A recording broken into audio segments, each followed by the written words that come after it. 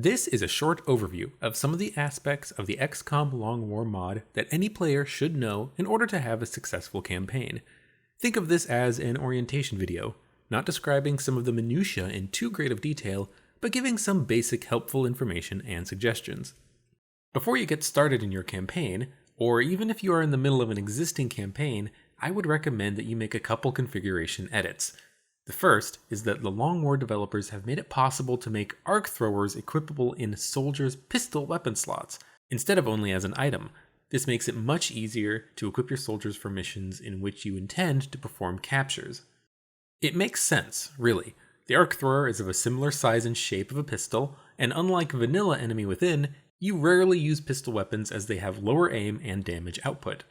Unless you have an enemy flanked, pistols have a very decent chance of doing 0 damage even if they hit, as damage reduction can very easily reduce your sidearm damage to 0. And against even the most basic robotic units, pistols are next to useless. It's still useful to have a couple of pistols though, as they can help make the arc thrower captures more reliable, but otherwise I find this configuration change very welcome, balanced, and it just makes sense in universe. Making this change is easy. Default game core.ini, just search for lines that reference the arc thrower. A comment in the file tells you what to do. You just add a semicolon to one line and remove it from another. If you are starting a new campaign, you need to decide on difficulty. Use your best judgment on the difficulty, but start on normal if you are new to Long War or tend to get your soldiers killed. Second wave options are yours to decide upon as well, but if I had recommendations, I would start with Commander's Choice for every playthrough. It lets you assign any class to any leveled up soldier, instead of having the game randomly select a superclass. I find this quite useful, as certain soldiers are more likely to get killed on missions, depending on your playstyle. It's not like this option will bend the game to your favor, it just makes it less annoying to lose individual soldiers. The other second wave option I would seriously consider is strict screening. Without it, by default, all rookies have random stats rolled for them. The problem with this, however, is that high stats in one category means low stats in another category. So your rookie with 75 aim might have terrible will and panic at the drop of a pin. If you are making a tanky assault, you'll want to have a soldier with low defense, high will, and high HP above all else. If you just want an easier, no-brains experience and save yourself the tedium of micromanaging your soldiers, just use strict screening. You can't really go wrong with averaged soldiers, and it means that replacing any individual soldier that inevitably dies is significantly easier. Finally, an interesting second wave option to have enabled is Perfect Information, which just tells you the alien aim chances whenever shots are made. Useful to help figure out on the fly which aliens may be more dangerous than you expect, and to help quantify exactly how much that suppression actually helps you in the field, or how unlikely that one-shot instant kill really was. When you do start a new campaign, you must choose your starting country bonus. Unlike vanilla Enemy Within, you do not get the starting continent bonus, you must earn it. But each of the 16 council nations has a unique starting country bonus. This can be anything from +5 aim to all soldiers, to reduced autopsy time, free and better shivs, extra cash, or some aerospace foundry projects completed right off the bat. They all have varying degrees of usefulness, so look at them all and consider their benefits. If you have no idea which one to pick, a good starting bonus is Russia. The extra satellite facility you get is placed right next to the existing one you get in every campaign, so you start the game with a capacity for 3 satellites. This saves you 200 credits building it, and satellites are 100 credits cheaper. This makes it super easy to get a total of 3 launched satellites in the first month. You just have to spend 200 credits for 2 satellites, and the nation bonus saves you 400 credits in the first month alone with this strategy. Getting satellites launched is super important for tracking down more UFOs, which net you more missions and less nation panic. Each nation with a satellite also gives you more funding every month, with the difference being greater on higher difficulty settings. And face it, you will never be able to save every one of your satellites from the aliens, so you will need to replace them over time. The cheaper cost of satellites makes this much less of a hassle, and means that this starting country bonus can easily net you a couple thousand credits over the course of a campaign, and credits are always going to be in short supply. After you complete your first trainee mission, there is one thing that you should either completely ignore or do immediately. You see, within the first month of the game, a random council nation will leave the XCOM project. So as long as you are not on Iron Man, you could make a hard save, skip forward in time until the first nation leaves the XCOM project, and if it is within your starting continent, restart the game with a new campaign. Or you can just Iron Man it, and let what be. And with that dealt with, you still need to decide on research and construction paths. Do you rush for body armor or weapons? The arc thrower? Alloy shivs? Psionics?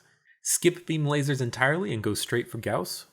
You'll do them all eventually anyways, but what research path is first? Arc throwers take 14 research days to complete. This is the length of time it would take to research with 30 scientists and no lab bonuses. Alloy shivs and phalanx armor would also take 14 research days, with Kestrel and Carapace armor an extra 20 on top of that.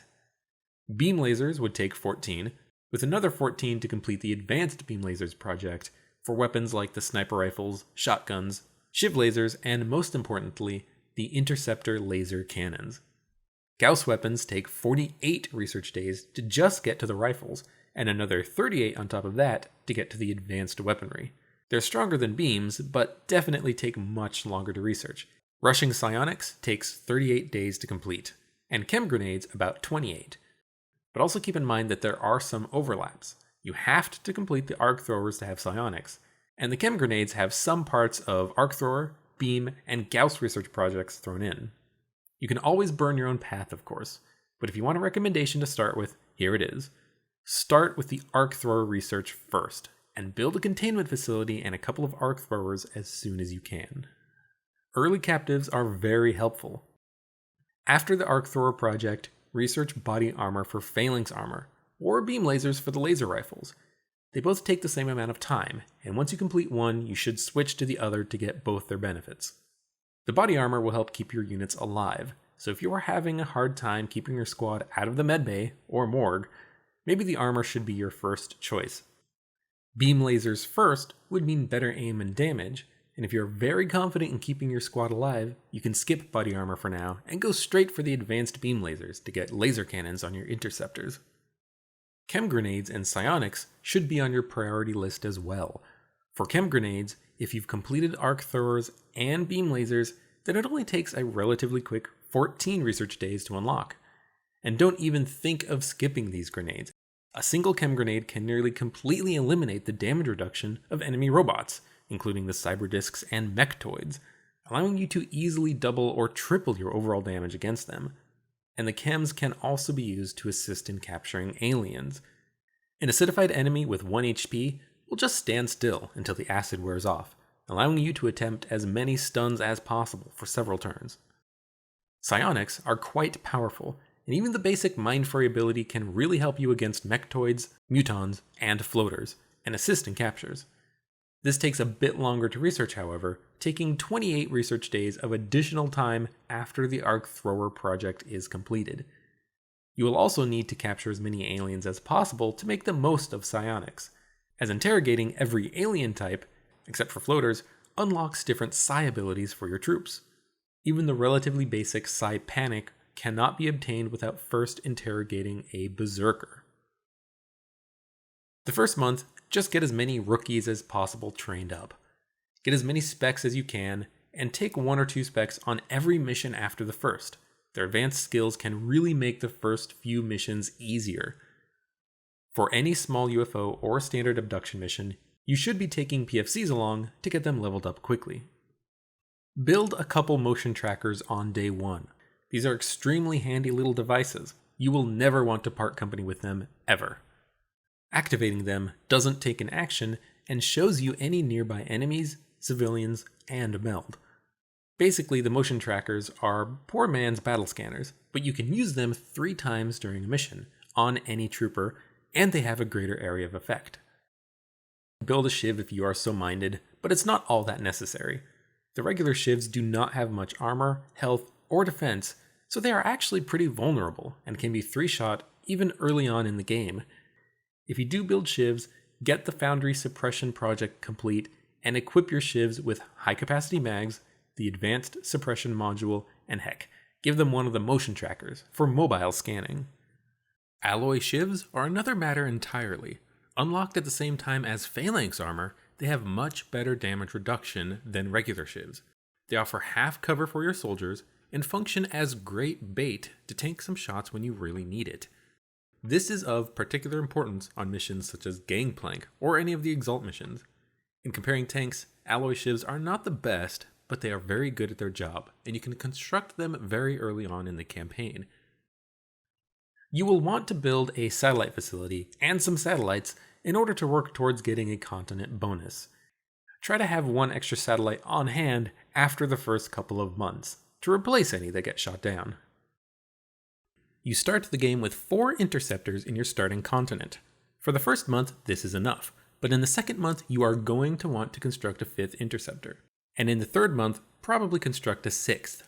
Repair times on interceptors are very intense, so you want to ensure adequate air coverage. Getting better weaponry on interceptors is very important. The 2 primary mid-game interceptor weapons are Phoenix cannons and laser cannons. The Phoenix cannons can be constructed very early on in the campaign, only requiring the Alien Materials Research Project before construction can commence. Laser cannons become available after the Advanced Beam Laser Research Project, and are significantly stronger and more accurate than Phoenix cannons. The Phoenix cannons can be upgraded after you research the Advanced Gauss Weaponry Research Project, which makes them stronger than laser cannons and have extremely high armor piercing, which is very useful for more difficult, larger alien UFOs. The laser cannons can themselves be upgraded after you research advanced pulse weaponry, which makes them deal significant damage, but not quite have the same level of armor piercing as the upgraded Phoenix cannons.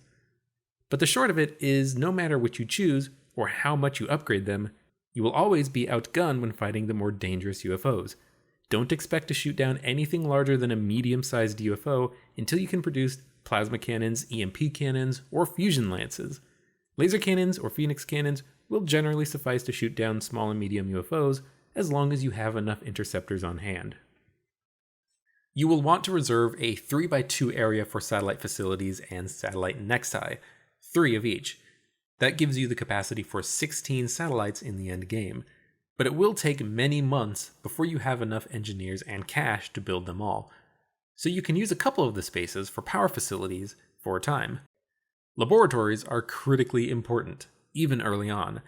They stack to make research significantly faster, so build labs as soon as you can to get that research pouring in. But because the number of labs you can build is tied to the number of scientists you have on staff, it will take a couple months before you can build at least 3. Usually you either want to build 3 or 4 labs in a square, with a gene lab and psionics lab attached to them.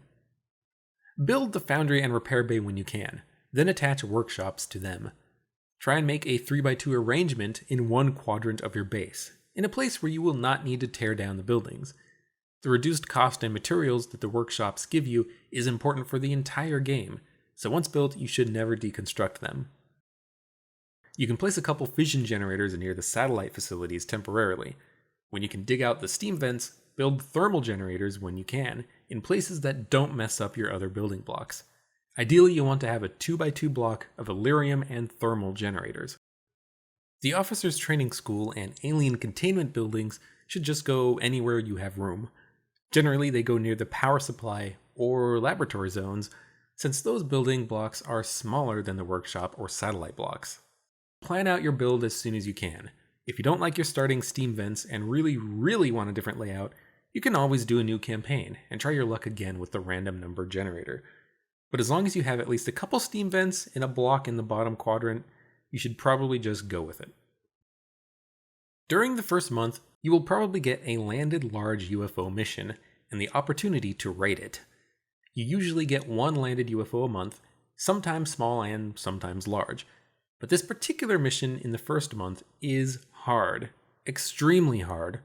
You will find chrysalids and floaters, and somewhere on the map a pod of 6 outsiders. It is dangerous and deadly, but also a source of around 1,000+ credits should you survive it. If this is your first time attempting such a mission, I have a suggestion and a challenge for you. Make a hard save and try to win it. If you fail miserably, just reload and skip the mission. I've got a suggested strategy that has worked relatively well for me so far. You'll probably only be able to take 6 or so soldiers on the mission, but take a couple of gunners with LMGs and a couple of snipers with sniper rifles, but at least 3 in any combination you like. Put armor on the gunners, extra mags on the snipers, and give each an AP grenade to help take care of any chrysalid pods you encounter. Since gunner LMGs and snipers cannot move and shoot, a few AP grenades can take out a chrysalid pod all on their own. A medic packed with medkits is handy in case you take some hits. An infantry is very useful for their light 'em up ability. Assaults have good performance with their shotguns. Whoever you bring, equip shotguns, armor, and as many motion trackers as you can. You will probably have to compromise in the loadout somewhere though. At the start of the mission, find yourself a good defensible position on the outside of the UFO and set up overwatch traps. Then wait. Let any wandering nearby pods make their way to you and get mowed down. Chrysalids are the biggest wild card. If you get enough misses on your first turn with them, you can be in for some serious trouble, with some instant killed soldiers. The general strategy is, if they are clumped together, just AP grenade them to death with the gunners and snipers, and use the other shotgun units to mop up any stragglers with their 100% chances to hit. You really shouldn't have any troubles here. The biggest problem is if the chrysalids don't group up, or worse, they get themselves into a position where you can't see them, such as on top of the alien UFO. In such situations, run to keep your distance so they have to dash to reach you, or grenade and pray you kill them all. Some enemy pods will wander the map and get caught in your overwatch traps, but some pods will be entirely stationary and will require you to move forward to find them. You don't even really need the motion trackers in order to find the empty pods. You can just abuse the game's alien audio cues to triangulate their position on the map. Then get close and use the motion tracker to gain a better understanding of what you're facing. A group of 6 is likely to be your outsider pod. Save them for last. Take out every other pod on the map first. The best way to take out 6 at once is to cheese their AI a bit. You can put all of your squad site units far back and place everyone else closer to where the outsiders are located, but making sure everyone is behind full cover. The idea is once you pop the pod, the squad site units can take what are basically free shots, while the close-up units all hunker down, raising their defense to 90 in full cover, making them basically impossible to hit. If you have any infantry, they can shoot and then hunker.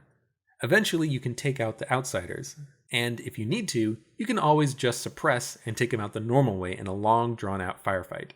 The biggest thing to take care of is just making sure that your units are in full cover, hunkered, and not being flanked. Outsiders will generally try their best to move up slowly to get shots and flank your units, so you've got to have good firing coverage and take them out as soon as you can. Really, you just need to find a place where this strategy works best, with the perfect combination of cover and squad mates. This here is one of the best spots I have found for this strategy.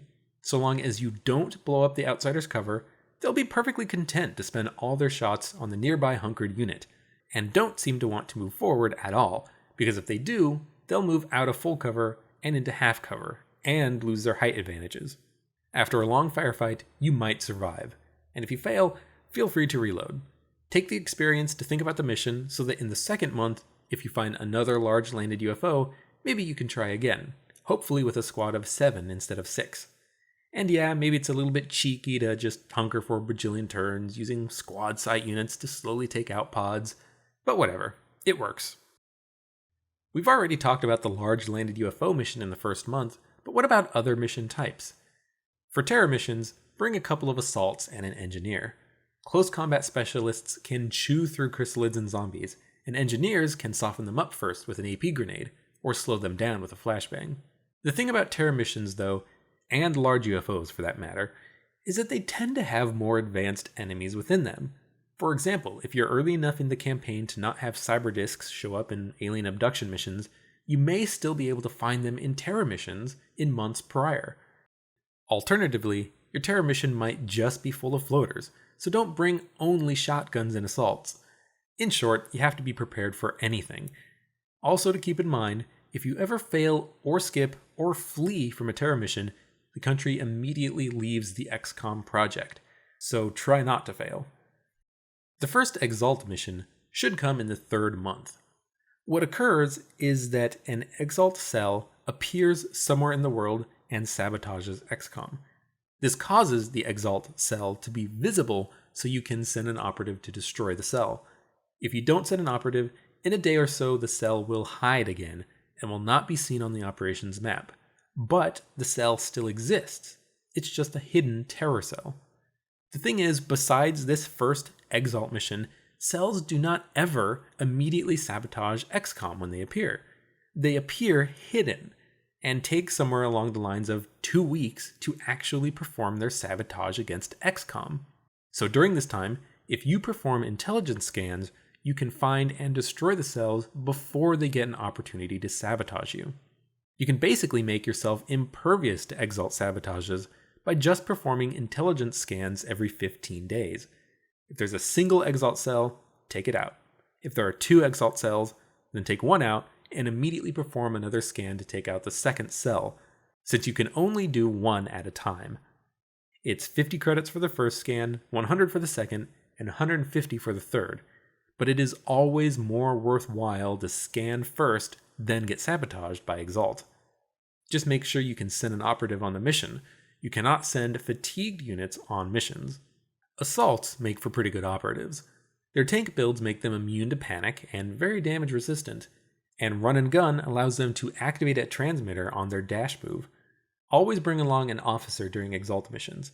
Their command ability gives a unit another turn, so you can move your covert operative 3 times during a turn if necessary. This is very handy for setting up your operative to hack the Exalt transmitters. On covert extraction missions, be stealthy. You don't need to kill every Exalt agent, but doing so can be safer in some situations. Just move your 4-man squad slowly, use a motion tracker, and get your operative to a transmitter if you can. If you are not under fire, don't activate the transmitter on the same turn you reach it. This is because on the following turn, Exalt will send in reinforcements. So if you wait, you can hack the transmitter on the next turn to disable their weapons for another turn when they come in. On data extraction missions, bring guns. Infantry and assaults, engineers and medics, gunners and snipers. Shotguns work extremely well, and if you can park an assault with close combat specialist in the extraction zone before it gets hacked, then woe to the Exalt agents who blindly rush into the zone. Once you complete 15 Exalt missions, you can assault the HQ and put an end to them permanently. The classic infantry class build is the Overwatcher, a great set of skills that results in a class that can take its blue action to either shoot, reload, or move, and take its yellow action to take a shot, or, once they reach Gunnery Sergeant, Overwatch for 2 shots during alien activity.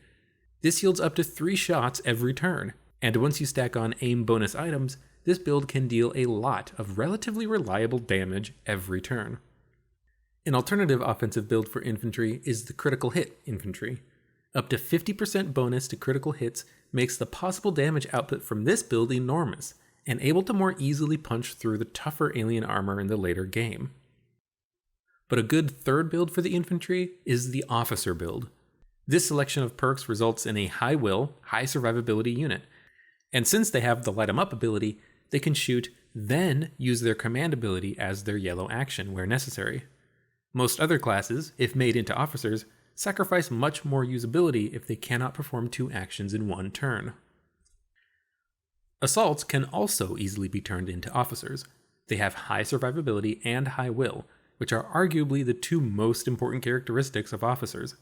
Compared to the infantry officers, however, they cannot shoot and then use their command ability in the same turn, unless close encounters or hit and run are taken and used. A possibly better alternative to making assault officers is to make them psionic tanks. They do have high survivability and will, so you can give them reinforced armor, psi screen, gene mods, and they're quite possibly the best tanky unit in XCOM's arsenal. Give them a shotgun and keep them further up towards the enemies, and they can take the heat off your more squishy soldiers.